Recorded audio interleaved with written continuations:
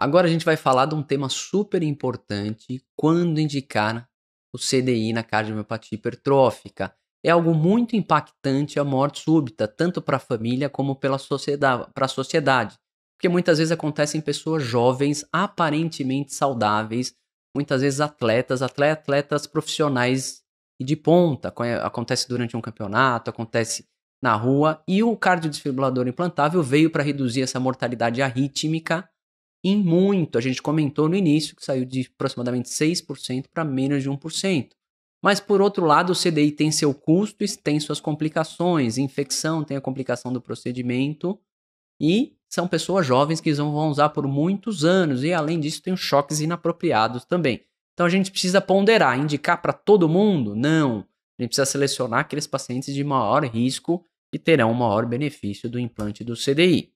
Então, quando indicar o implante do CDI? Essa é uma dúvida comum e é uma dúvida até das sociedades de especialidade. A gente tem diferentes recomendações e essas recomendações vêm mudando e eu falo para vocês que nenhuma delas é perfeita.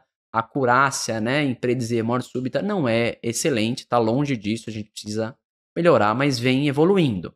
Tá? Quando a gente fala de morte súbita, a gente não quer, como já mostrado no rastreamento familiar, que o paciente chegue aqui à autópsia e que impacte toda a família. Então a gente quer prevenir que isso aconteça. Existem vários scores, né, que a gente pode usar nessas calculadoras, MedCalc e outras. Tem o HCM Risk Calculator, tem o score da AHA. Tá? Então a gente pode usar esses scores aqui no HCM maior ou igual a 4% é baixo risco, 4 a 6 intermediário, maior que 6 é alto risco. Mas na nossa diretriz eles focam de uma maneira um pouquinho diferente, e como a gente vai comentar o que cai na prova, para não confundir para vocês, a gente não vai ficar falando muito dos scores. Lembrar que agora tem um score novo para crianças, que é o HCM Risk Kids, tá? Para crianças, né? Na verdade, adolescentes, crianças e adolescentes menores que 16 anos, até então a gente não tinha. É um score que parece ter uma acurácia bem razoável para ser usado em crianças e adolescentes. Teve a nossa diretriz de dispositivos cardíacos implantáveis, que foi publicada em 2023. Ela é parecida em alguns aspectos com a diretriz de cardiomiopatia hipertrófica, mas foram diretrizes publicadas aí com 6 meses de diferença que podiam ter se conversado para ser mais ou menos igual. Tem algumas diferenças que a gente vai comentar. Então, quando a gente vai indicar pelas diretrizes brasileiras, a gente vai avaliar os marcadores de riscos maiores. Na diretriz de dispositivo, que é a mais antiga, aquele histórico familiar de morte súbita, menor do que 40 anos, espessura septal maior ou igual a 30, síncope inexplicada nos últimos 6 meses, TVNS múltiplas e recorrentes, fibrose maior do que 15%, aneurisma do VE e fração de ejeção menor do que 50. Se você tivesse qualquer um desses daqui, você já teria um risco aumentado e já poderia considerar um implante do CDI. Nos casos duvidosos, a gente poderia usar os modificadores de risco. Mas eu não vou focar tanto nessa diretriz, porque depois dessa saiu uma diretriz específica de cardiomiopatia hipertrófica. E esta diretriz é a última referência para a prova e é o que vai cair. Então, o que a gente precisa avaliar na estratificação de risco? É parecida também aqui os fatores de risco maiores para a morte súbita. Então, a gente começa avaliando se o paciente já teve um evento ou não. Se o paciente já teve um evento, tá, uma PCR em FVTV ou uma TV sintomática que levou a síncope, o paciente já tem indicação como prevenção secundária. Se ele não teve o evento, a gente vai ver se há indicação como prevenção primária. E o que a gente considera, né? Então, primeiro, história clínica. Se o paciente teve síncopes, principalmente recorrente, nos últimos 6 meses, e que síncopes que a gente pressupõe que sejam de origem arrítmica. Ou seja, a pessoa estava vendo televisão e teve uma síncope desliga-liga. Não vale aqui uma síncope ou um esforço extenuante no paciente com a forma obstrutiva ou uma síncope com pródromos típica de vaso vagal. Aqui é uma síncope, tá, presumidamente de etiologia arrítmica. Então, se eu tive uma síncope, principalmente nos últimos 6 meses, já é uma indicação para considerar o CDI. Lembrar que essa indicação vai variar conforme a idade, a gente vai mostrar para vocês a seguir. Histórico familiar é muito importante. Se eu tenho histórico familiar de morte súbita, principalmente em parente de primeiro grau, aqui a diferença ele usa menor ou igual a 50 anos, lembrar que na outra diretriz era menor ou igual a 40, então vamos usar 50.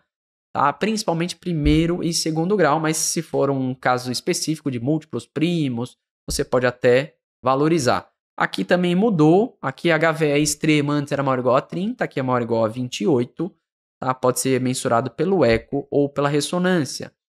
Disfunção sistólica é outro marcador, a gente já comentou que é encontrado em 5 a 10% dos casos, mas é um marcador também de maior risco de arritmia e é outro motivo para indicar o CDI, a gente vai mostrar o fluxograma a seguir. O aneurisma apical, que normalmente não é bem visto no eco, também é outro fator de risco para arritmia, e já comentado muito bem quando a gente falou de ressonância, o realce tardio maior ou igual a 15% na ressonância. Aqui, muita gente confunde, acha que o paciente teve uma TVNS no Holter, já está indicado o implante do CDI.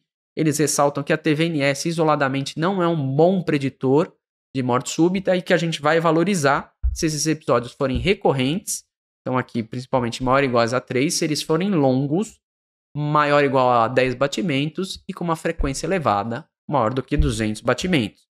Então, se eu tiver uma TVNS com essas características, eu vou valorizar mais. Se for uma TVNS com 3 batimentos, frequência de 120, a gente não valoriza na indicação isoladamente. Pode ser um dado a mais, mas isoladamente não vai levar a indicação do CDI.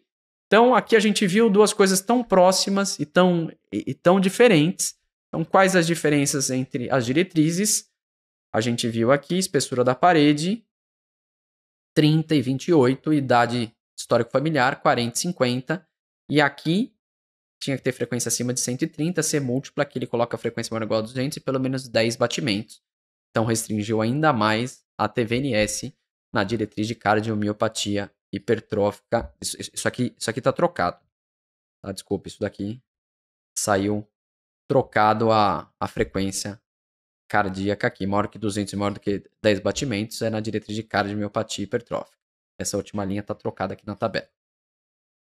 Vamos lá, e é muito importante a idade. A gente sabe se o paciente com 60 anos tem uma doença genética e não teve evento até agora, a gente costuma falar que ele foi estratificado pela vida. Se ele tem mais de 60 anos e não teve nada, então a chance dele ter. Então, em geral, no paciente acima de 60 anos, a gente só vai indicar em casos muito selecionados.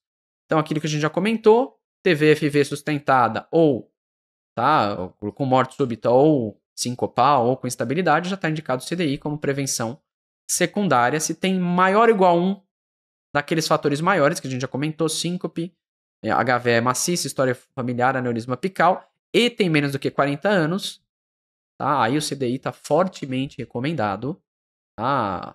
Fortemente considerado, 2A, entre 40 e 60 também, ele coloca 2A aqui, mas com uma força um pouco menor, e maior que 60, em geral só em casos selecionados a gente não indica.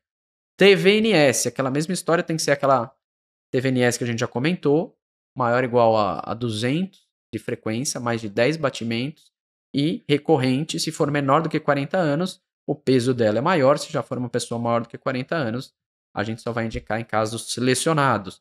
O realce tardio, isoladamente, ele não é uma indicação com alto grau de evidência para o CDI. Então, se você só tiver o realce tardio maior ou igual a 15%, é 2B. Mas, por exemplo, você tem 30% num paciente de 14 anos, a gente vai tender a indicar. Você tem aí 15% no paciente de 58 anos, a gente vai tender a não indicar. Você vai avaliar caso a caso. E lembrar que se não tiver nenhum fator de risco, não está indicado o CDI. Então, a gente discutiu uma parte importante da abordagem da cardiomiopatia hipertrófica, que é a estratificação do risco de morte súbita e a indicação de CDI. Está muito importante para reduzir esse risco e melhorar a sobrevida desses pacientes.